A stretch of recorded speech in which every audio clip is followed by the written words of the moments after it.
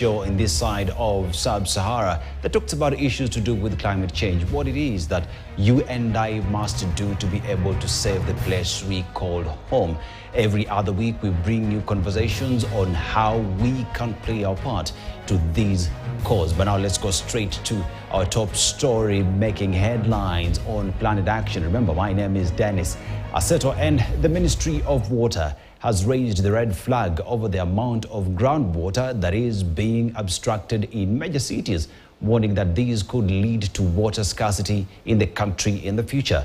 Through the Regional Center for Groundwater, the ministry noted that tens of surface water sources like rivers, swamps and springs in the country had dried up. This emerged during a water stakeholders consultative and sensitization meeting held in Naivasha and organized by the Kenya National Commission for UNESCO. According to the CEO, Regional Center for Groundwater, Agnes Mbugwa, Nairobi, Mombasa and Nakuru were leading in groundwater abstraction in the country. Is not evenly distributed, and we realize that in the northern part of the country, that is the arid and semi-arid areas, the water quality is dire, especially on the salinity. We need to have trees cover so that the water doesn't flow and run away to the coast. We need that water to flow slowly so that it percolates, it enters the soils to go to various aquifers, therefore replenishing. We want also to encourage the government to consider following due diligence in terms of ensuring that the process, the law is followed to the letter, that before these projects are constructed, let's see what impacts it will have to our water sources. Now, very well, as we talk about the water situation in the country, how we need to protect the resources that we have, the question is, how are we doing that? And how are we taking advantage of the water sources to be able to get to agriculture, hence improving food security in the country? And to talk about this is Nehemiah Mburu, Technical Program Leader, Africa Harvest. As we have this conversation, Nehemiah, welcome on Planet Action as we have this discussion. And Nehemiah, we've talked about issues to do with water and how important water it is. Now, you are from this sector that talks about agriculture, how we need to improve our harvest, the youth being involved in it. Just how critical is water and why should we protect that resource? Well, Dennis, thanks very much, and thanks for having me here this evening. And indeed, water, as they say, is life. And agriculture cannot happen without water. And as we are seeing issues of climate change, and we are seeing that the rains that we are getting are maybe not enough to sustain a crop, then it behooves us to look at how can we, one, save on what we have. Number two, make sure that there is a proper abstraction, as they are talking about. Not just thinking about ourselves, but thinking about the future. Bringing on board technologies that we all have and are in place within Kenya and even across the world in terms of water harvesting. And I think it's critical because for agriculture to be sustained, we have to address water. Thank you. And you talk about technology and agriculture, and that is where we base our conversation tonight. Now, technology, smart agriculture has seen as one of the easiest way of fighting food insecurity, especially in Africa and even in Kenya, across the world. As we talk about these, what are some of the technologies that you come across on a daily basis? Well, let me just step back and say I work for Africa Harvest, which is an international development organization that has been in place for the last 20 years, working in the technology space within Africa, headquartered in Kenya, but working across 13 countries in Africa. And what do we do at Africa Harvest? We look for technologies that are improved, that can then be adapted to local conditions at the rural areas, to assist smallholder farmers predominantly to increase their production, productivity, and then incomes. And with that then comes the issues of markets and also now job creation. So some of the technologies that we are talking about in light of climate change is drought-tolerant crop technologies.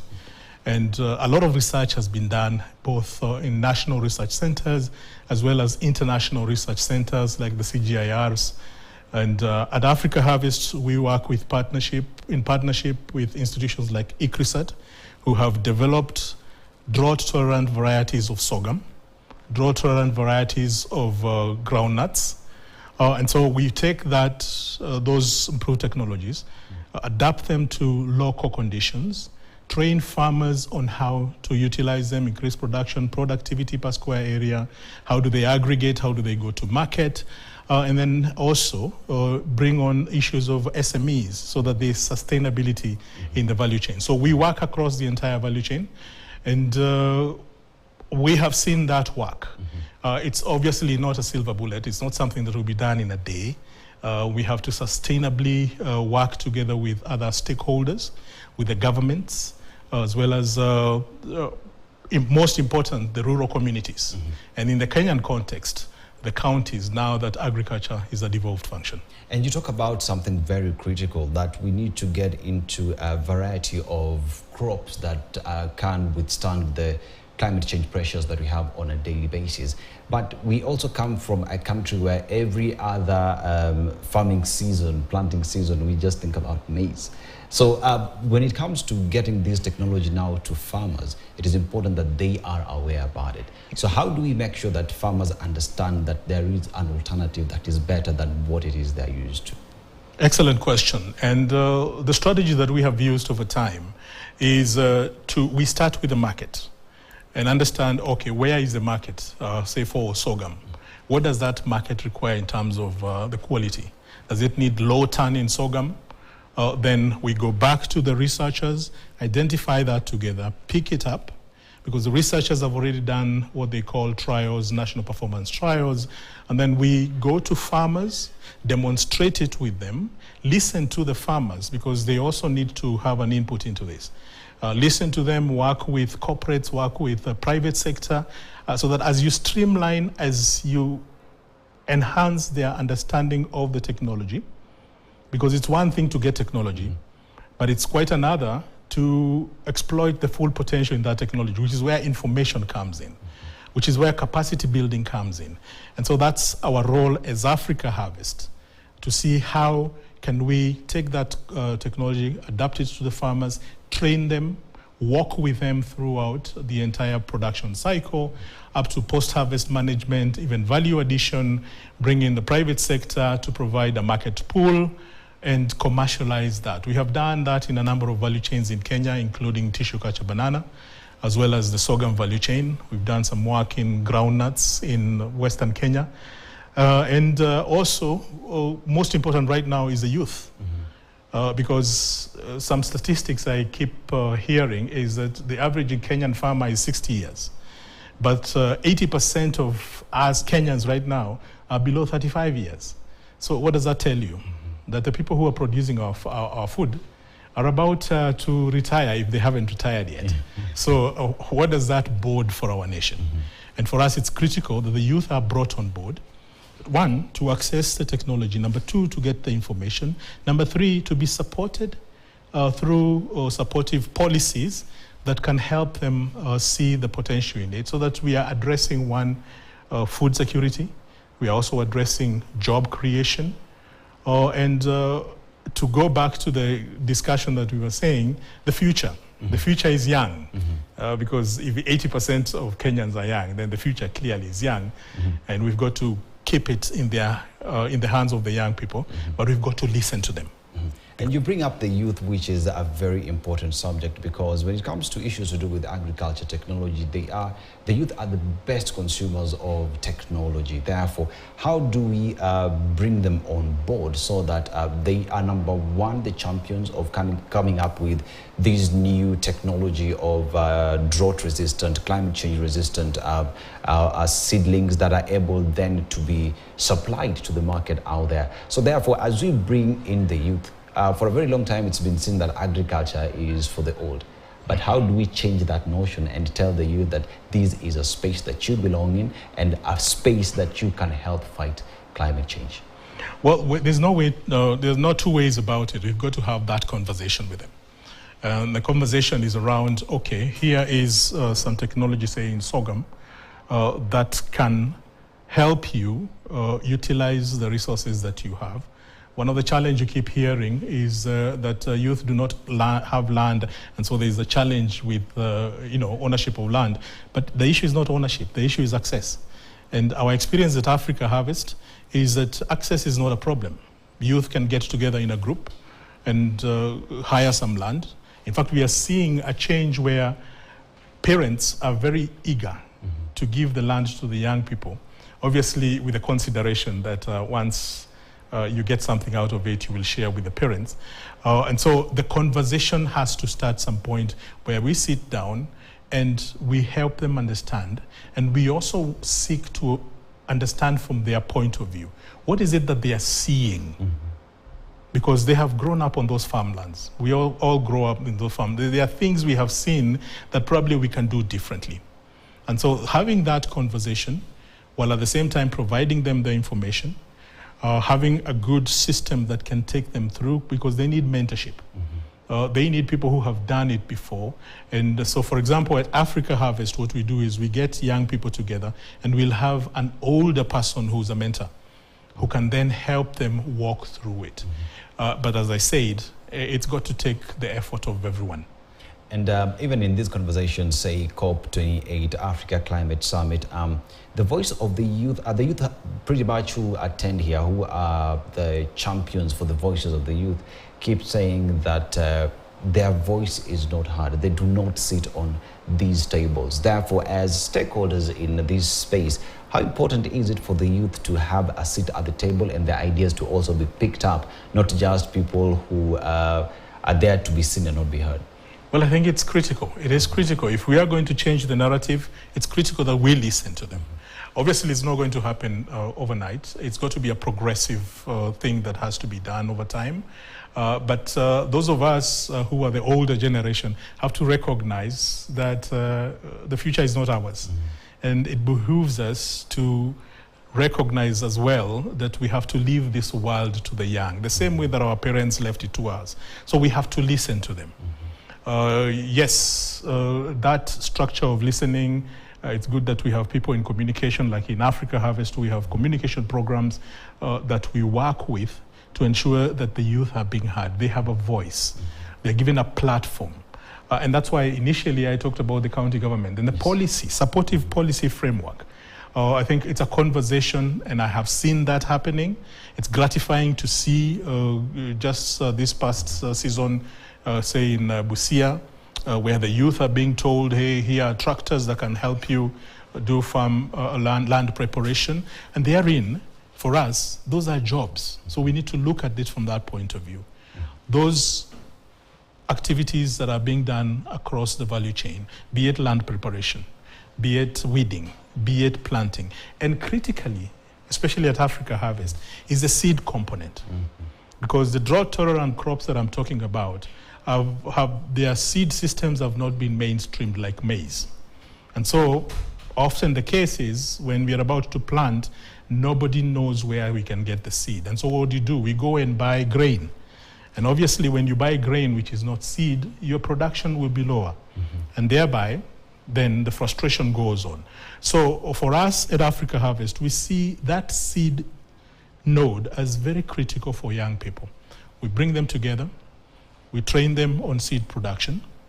We link them to KEFIS certified companies that can then have outgrower schemes for the young people who will then be producing seed for iterative development cycles.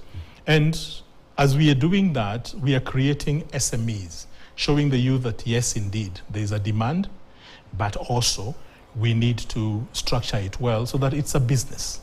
It's not just a hit and run that most of us always go for. So it's a process. At Africa Harvest, we have done it over the last 20 years since our founding in 2002, across 11 value chains, in 13 countries. So we have something to offer, but we recognize that we can't do it alone. We have and Nehemiah, now, when we talk about the youth being heard, technology being absorbed, it is now upon the government, both national, county governments, and all the other stakeholders to make sure that when we talk about issues to do with involvement, that everyone is actually brought on the table on this. Therefore, begs the question, in terms of the government playing its role, in terms of the county governments playing their role, what should they do and what must they do moving forward to make sure that absorption of technology, the youth being involved, is actually something that is being done, because time is not on our side? Indeed, and I think the primary role of government is to facilitate. And so the policies in place, say for example if it's SEED, are there supportive policies that as the youth are being involved, that they are enhanced, say probably in issues of certification. The certification process is not too windy or too lengthy, such that if it takes too long, then the youth will despair. If we look at other policies like market policies, we talked about SMEs, what policies are in place? Obviously, inputs access, obviously having issues of finance, that the youth are able to access finance. This is where development actors come in place. And so that's why I was saying, as Africa Harvest, we recognize we don't do this alone. And so we'll work with consortia, we'll work with like-minded institutions, the CG centers, ICRISAT, IITA, Africa Rice Center, and also CARO. So government comes in critically to provide a supportive role, the policy framework, so that then we are well guarded. And we are well, obviously, also structured. And what would be your final message to the youth who we reckon are the carriers of these technology? They are the carriers and the, I'd say the soldiers that moving forward who will be fighting climate change? Well, as the saying goes, the only constant in life is change. And so I would challenge the youth to embrace that change. And embrace it in the respect that, as I said, the future is not ours, the future is theirs. And so they need to agitate for them to be involved on the table. And above all, they also need to look at it also from the point of view that they have a responsibility to play a role. They have a responsibility to play a role, and institutions are listening to them. They are being called in to provide their solutions. And I must say that in the 15 or so years I've been in the industry, a lot has changed in terms of listening to youth, in terms of embracing new technology. And right now I think there's an explosion of those digital agricultural technologies, which to me is a very good tipping point that we need to take advantage of so that we can mainstream youth involvement. But above all, we have to remember we are looking at food security, we are looking at incomes, we are looking at job security, nutrition security, and making sure that we leave this planet in a better state than we found it. And finally, I think shortly, let's talk about, we depend mostly on rain-fed agriculture, but there is now the irrigation. As we move forward towards the technology you have of drought-resistant and climate change-resistant seedlings that paired together with irrigation-fed agriculture, how critical is that? Oh, I think it's a game changer. But it's not just the irrigation component. We've got to look at the other enablers. I call irrigation an enabler. We talk about mechanization, and we are all moving towards that. We talk about digital agricultural technologies, and we are moving. So the whole, sorry to say this, not so really, the kit and caboodle, we have got to bring everything on board so that we get transformative and we get sustainable as we move forward. Nehemiah Mburu from as we talk about issues to do with climate change and what it is that we must do. Gentlemen, asante sana for being here, and this conversation definitely must continue. And when we talk about technology and the youth, definitely the conversation that is needed now. Let's take a short commercial break. We shall be back with much more.